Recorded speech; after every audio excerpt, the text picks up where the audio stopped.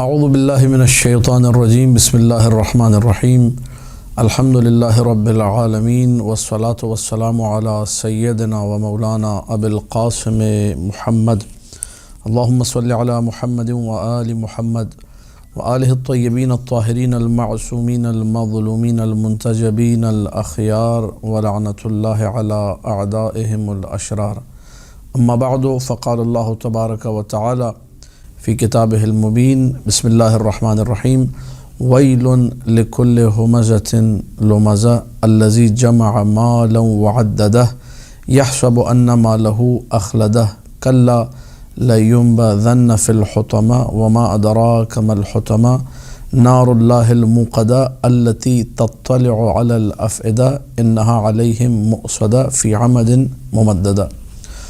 ناظرین محترم، سورہ والعصر کی تفسیر میں جو پیغامات تھے ان کو آپ کے سامنے بیان کیا گیا، اور سورہ والعصر کے فوراً بعد سورہ ہمزہ قرآن مجید میں موجود ہے۔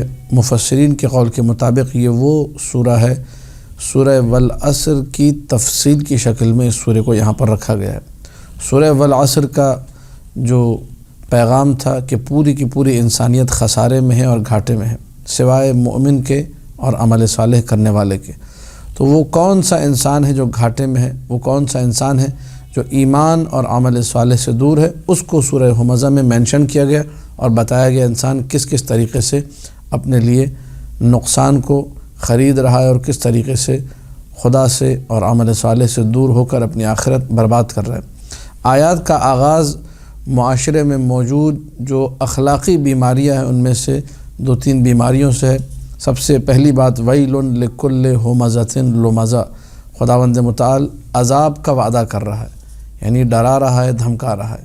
ویل جہنم میں کوئی کو بھی کہتے ہیں، ویل جو ہے ایک ڈرانے اور دھمکانے کے انداز میں جو ایک لفظ استعمال ہوتا ہے، وائے ہو تجھ پر، یعنی عذاب ہو، عذاب الہی ہو تیرے لیے، اس معنی میں استعمال ہوتا ہے۔ یہاں پر عذاب الہی کا وعدہ ہو رہا ہے، ویل لکل ہمزۃ لمزہ، عذاب الہی کا وعدہ ہے ہر اس شخص کے لیے جو ہمزہ اور لمزہ ہے۔ ہمزہ اور لمزہ میں مختلف معنی علماء نے بیان کیے، جو آسان ترین معنی، قریب ترین معنی۔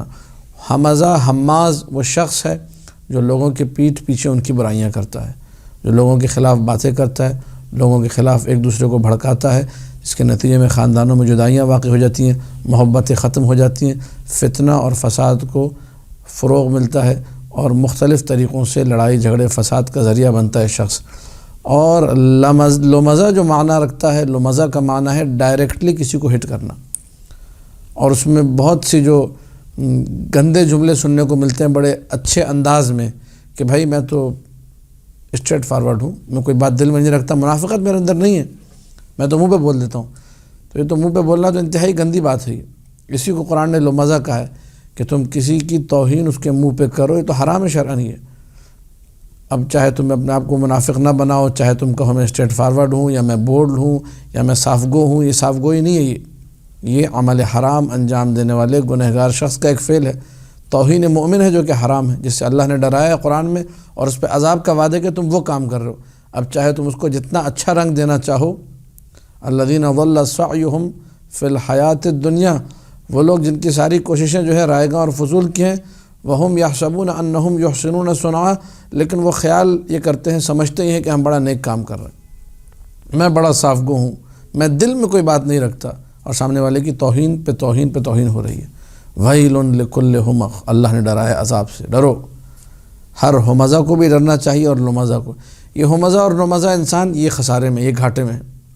الذی جمع مالا وعددہ، جس نے مال اکٹھا کیا اور اس کو گن گن کے رکھا، اور یہ سمجھتا رہا یہ میرے اس وقت کام آئے گا، بینک میں پیسے جمع کر رہا ہوں، جب میں بیمار ہوں گا تو پھر مجھے کسی سے مانگنے نہیں پڑیں گے، کام آ جائے گا پیسہ، بیٹی کی شادی کے وقت کام آ جائے گا پیسہ، یہ ہو جائے گا وہ ہو جائے گا، سب کچھ جمع کرتا رہا یہ تصور کرتے ہوئے کہ اب مجھے کسی کی ضرورت نہیں ہے۔ دنیا میں غرق ہوتا گیا، خدا پہ بھروسہ زندگی سے ایمان اور عمل صالح کو نکال دیا۔ جمع مالا وعددہ یحسب ان مالہ اخلدہ، یہ بہت سارے لوگوں کے ذہن میں یہ شیطانی وسوسہ ہے، گمان یہ ہے اس مال کو جمع کرنے والے کا۔ انسان مستقبل کی پلاننگ کرے، یہ بری بات نہیں ہے، انسان اپنی اولاد کے لیے پیسہ جمع کرے، بری بات نہیں ہے، اچھی چیز ہے یہ، لیکن اگر یہ گمان ساتھ میں جڑا ہوا ہو کہ یہ مال مجھے بچا لے گا، مال تمہیں نہیں بچا سکتا۔ اگر تم یہ سوچ رہے ہو کہ مال تمہیں بچائے گا، یہ تمہارا خسارہ ہے، یہ نقصان ہے۔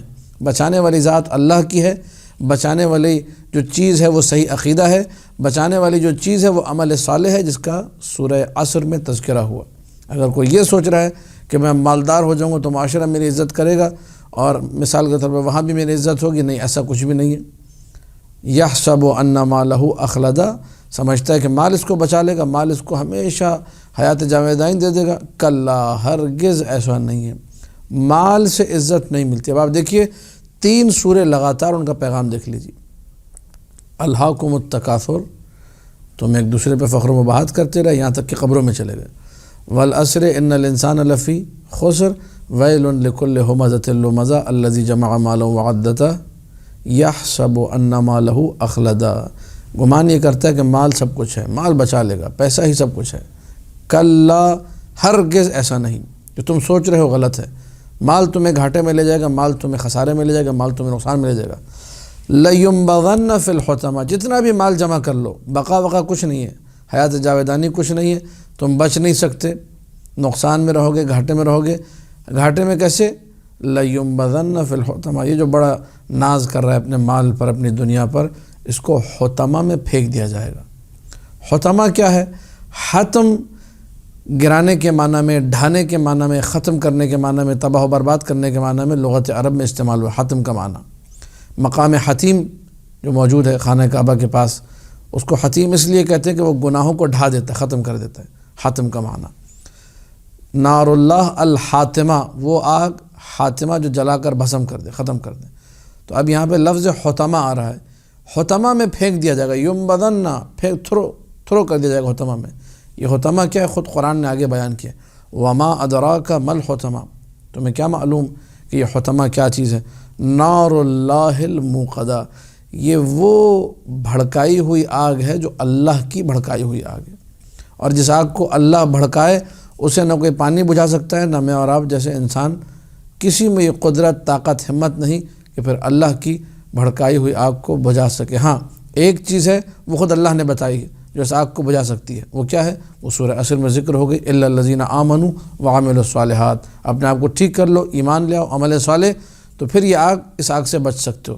ورنہ اگر دنیا میں غرق رہے اور پیسے کو سب کچھ سمجھتے رہے اور لوگوں کی برائیاں کرتے رہے، لوگوں کی توہین کرتے رہے، غیبتیں کرتے رہے، تو لَيُنبَذَنَّ فِي الْحُطَمَةِ، تمہیں حطمہ میں پھینک دیا جائے گا۔ ما ادراک ما الحطمہ، تمہیں کیا معلوم کہ حطمہ کیا ہے؟ نار اللہ الموقدہ، یہ اللہ کی بھڑکائی ہوئی آگ ہے، تطلع علی الافئدہ، یہ انسانی وجود سے نکلے گی، یا بعض تفاسیر کے مطابق اگر قدموں سے بھی اس آگ کو بھڑکایا جائے تو انسان کے سینے تک جا پہنچے گی۔ تطلع یعنی یہ آگ جا پہنچے گی، علی الافئدہ، فؤاد کی جمع افئدہ، فؤاد کہتے ہیں دل کو، سینے کو، انسانی، یعنی بہت زیادہ بھڑکتی ہوئی یہ آگ ہے۔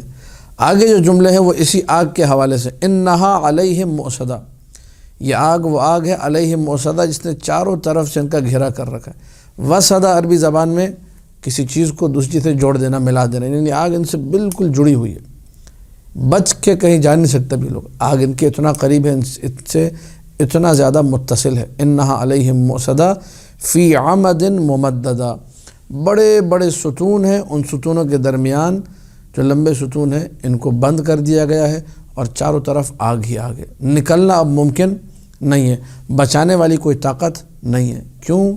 کیونکہ اس انسان نے عقیدے کو چھوڑ دیا، عمل صالح کو چھوڑ دیا، اور اس دنیا کو سب کچھ سمجھ لیا۔ تو خلاصہ یہ کہ اس سورہ لمزہ کے اندر ان الانسان لفی خسر کی تفصیل کو بیان کیا گیا۔ انسان خسارے میں کیسے؟ جب اللہ کو، جب ایمان کو، جب عمل صالح کو چھوڑا اور غرق در دنیا ہوا، اور اپنے آپ کو فرعون سمجھنے لگا، انا ربکم الاعلیٰ کا نعرہ لگایا، اور یہ کیفیت اس کی بنی کہ مال اکٹھا کرتا گیا، اور یہ سمجھتا رہا کہ میرا مال مجھے بچا لے گا، یہ مال ہی میری بقا کا باعث ہے۔ اللہ کہہ رہے مال تمہیں بچا نہیں سکتا، تمہیں تو جہنم میں پھینکا جائے گا، اور جہنم میں ایسی آگ ہوگی کہ جو آگ تمہیں چاروں طرف سے گھیر لے گی، بچنے کا کوئی امکان۔ اسی کو کہتے ہیں گھاٹا، اسی کو کہتے ہیں خسارہ۔ جب یہ سورہ ہمزہ میں اور آپ پڑھتے ہیں اس پیغام کے بعد کہ انسان کا خسارہ اس سورہ کے اندر بیان ہوا، تو اس سورہ کو پڑھنے کے فائدے ہیں۔ جب انسان بار بار یہ سوچتا ہے کہ کس طریقے سے خسارہ ہے، ویل لکل ہمزۃ لمزہ، اب غیبت سے بچنا ہوگا، اب مومنین کی توہین اس سے انسان کو بچنا ہوگا۔ جب مال کی بات آئی، مال جمع کرنا اور مال ہی پہ بھروسہ کرنا، اب انسان مال پہ بھروسہ نہ کرے، اللہ کی ذات پہ بھروسہ کرے۔ زکوٰۃ دینا آسان ہو جائے گی، خمس نکالنا آسان ہو جائے گا، صدقات خیرات آسان ہو جائیں گے، ہر چیز آسان ہو جائے گی۔ مال میرا ہے نہیں، مال میری بقا کا باعث نہیں ہے، بقا کا باعث ایمان اور عمل صالح ہے۔ جب یہ پیغام اسے مل گیا اور اس نے کثرت سے سورہ کو پڑھنا شروع کیا، اب ہمارے سامنے وہ روایت آتی ہے جو ابو بصیر نے امام جعفر صادق علیہ الصلاۃ والسلام سے نقل کی۔ مولا فرماتے ہیں من قرأ ویل لکل ہمزہ فی فریضۃ من فرائضہ، جس نے اپنی واجب نمازوں میں سے کسی ایک نماز میں سورہ ویل لکل ہمزہ کو پڑھا، اس سورہ کی تلاوت کی، نفت عنہ الفقر، نفت یعنی یہ سورہ دور کر دے گا عنہ اس پڑھنے والے سے فقر کو۔ وہ لوگ جو بیچارے پریشان ہیں کہ مولانا صاحب کرونا کا زمانہ ہے، حالات ٹھیک نہیں ہو رہے، کیا کریں؟ تو یہ نسخہ امام جعفر صادق سلام اللہ علیہ کا بتایا ہوا ہے، آپ اپنی نمازوں میں سورہ ہمزہ کو پڑھنا شروع کر دیجئے، فقر کو یہ سورہ دور کرتا ہے، نفت عنہ الفقر، فقر دور کرنے والا سورہ ہے۔ وجلبت علیہ الرزق، فقر کو دور کرے گا، محتاجی کو دور کرے گا، رزق کو کھینچ کے لائے گا، یعنی دونوں اس کے کام ہیں، فقر کو ختم بھی کرتا ہے اور رزق کو کھینچ کر بھی لاتا ہے۔ وَتَدْفَعُ عَنْهُ مِيتَةَ السُّوءِ، جو بری موت ہے، کوئی بعض لوگ جل کے مرتے ہیں، بعض لوگ بجلی کے کڑکنے میں مر جاتے ہیں، کوئی کھمبے پہ لٹک کے مر رہا ہے، کوئی ایکسیڈنٹ میں مرتا ہے، بیچارے کا تھوبڑا جو ہے وہ پہچانا نہیں جاتا، بالکل سر الگ ہو گیا جی، منہ پورا پھٹ گیا بیچارے کا، ٹانگ، گندی گندی موتیں آپ سب ٹی وی میں ادھر اخباروں میں سنتے دیکھتے رہتے ہیں۔ اس قسم کی اموات سے خداوند متعال اس کو بچائے گا اس سورہ کے صدقے میں، بلکہ روایت کی جو تعبیر ہے تدفع، خود یہ سورہ اس کو اس موت سے بچا لے گا، بری موت سے۔ یعنی اس سورہ کا اگر ہم لوگ کمال کو ڈیوائڈ کریں، دو جملے جو روایتوں کے خلاصہ نکالیں، تو یہ سورہ ایسا سورہ ہے جو دنیا بھی اچھی کر دے گا اور موت کے وقت اس کی آخرت بھی اچھی کر دے گا۔ دنیا میں فقر کو دور کر دے گا، رزق کو لے کر آ جائے گا، اور آخرت کے حوالے سے جو گندی موت ہے، بری موت ہے، اس سے بھی بچا لے گا۔ لہٰذا کوشش یہ ہونی چاہیے کہ اس سورہ کی تلاوت اپنی واجب نمازوں میں اور آپ شروع کریں۔ مطالب جو ہے یہاں پر بہت سارے، ظاہر مجموع البیان جیسی تفسیر جو ہے اس کے اندر تفصیل ہے، اعراب ہے، ترکیب نحوی ہے، بہت ساری چیزیں، لیکن بہرحال خلاصہ اس سورہ کا یہ ہے، سورہ والعصر کے فوراً بعد اس کی جو پلیسمنٹ ہے وہ کمال کی ہے، انسان گھاٹے میں ہے، کیسے گھاٹے میں اس سورہ میں بیان کیا گیا۔ اب جب آپ اس سورہ کو ختم کرتے ہیں، فوراً اس کے بعد سورہ فیل آ جاتا ہے، الم تر کیف فعل ربک باصحاب الفیل، کیا تم نہیں دیکھتے کہ اصحاب فیل کے ساتھ کیا ہوا؟ یعنی وہ انسان جو گھاٹے میں ہے، اس کی سمجھ لیجئے ایک مثال اسی کنٹینویشن کے ساتھ آگے آ رہی ہے۔ وہ انسان جو گھاٹے میں ہے وہ ابرہہ جیسا انسان ہے، بعض روایتوں میں ابو جہل بیان ہوا، بعض روایتوں میں اور دیگر مشرکین مکہ کے نام لیے گئے۔ انشاءاللہ آنے والے جو ہے کلپ میں مزید تفصیل سے سورہ فیل کو اور سورہ لإلاف قریش، چونکہ دونوں سورہ ایک ساتھ پڑھے جاتے ہیں، ان کو کمبائن ایک ساتھ جو ہے بیان کیا جائے گا۔ دعا ہے خداوند متعال سے کہ ہم لوگوں کو خسارے سے بچنے کی اور دنیا میں غرق ہونے سے بچنے کی توفیق عطا کرے، اور ذات الہی پر مکمل توکل، رب لا تکلنی الی نفسی طرفۃ عین ابدا، ایک لمحے کے لیے بار الہ تو مجھے میرے حال پہ نہ چھوڑنا۔ انسان اللہ سے متصل رہے، اللہ کے قریب رہے، اور اللہ کو سب کچھ سمجھے، نہ کہ اس مال دنیا کو، مال دنیا انسان کی بقا کا سبب نہیں بن سکتا، بلکہ یہ انسان کو تباہی و بربادی کی طرف لے جاتا ہے۔ حب الدنیا رأس کل خطیئہ، دنیا کی محبت ہر برائی کی جڑ ہے۔ تو اس پیغام کے ساتھ کہ ہم لوگ اس خسارے سے محفوظ رہیں اور اپنی آخرت کو اچھا بنائیں، ان سوروں کی تلاوت کے ذریعے سے اجازت چاہتے ہیں۔ والسلام علیکم ورحمۃ اللہ وبرکاتہ۔